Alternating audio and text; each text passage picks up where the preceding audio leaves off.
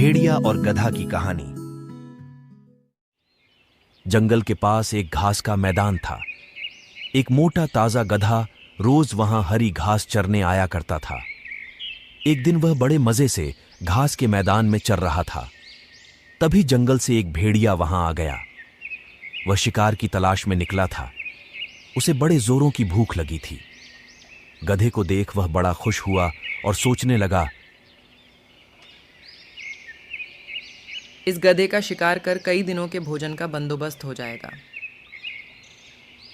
वह अवसर की ताक में एक पेड़ के पीछे छिप गया और गधे पर नजर रखने लगा। घास चरते गधे ने उसे देख लिया था और वह समझ गया था कि भेड़िया उसे मारने की फिराक में है। वह यह सोच ही रहा था कि भेड़िया उसकी ओर आने लगा। जान बचाने के लिए गधे ने एक युक्ति लगाई और वह लंगड़ा कर चलने लगा।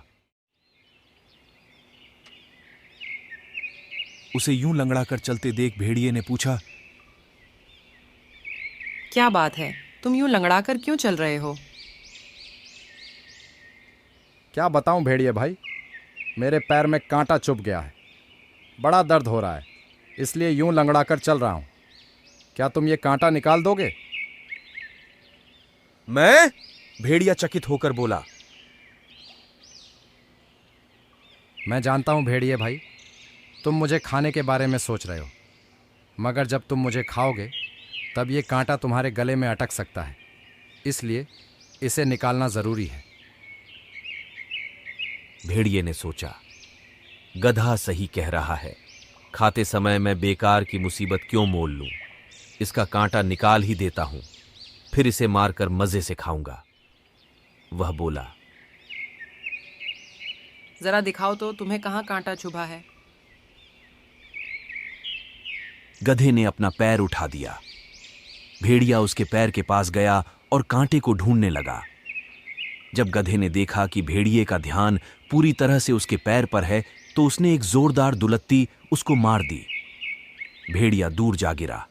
उसका सिर चकरा गया था। उसे दिन में तारे नजर आ गए। जब वह संभला और उठा तो देखा कि गधा उसकी पहुंच से बहुत दूर भाग चुका है। इस तरह अपनी सूझबूझ से गधे ने अपनी जान बचाई। भेड़िया सोचने लगा, जो काम मेरा नहीं बल्कि वैद्य का था, अर्थात कांटा निकालने का काम, उसे करने के चक्कर में मैंने दुलत्ती भी खाई और अपने शिकार से हाथ धो बैठा। आइंदा से उस काम में कभी हाथ नहीं डालूंगा जो मुझे नहीं आता।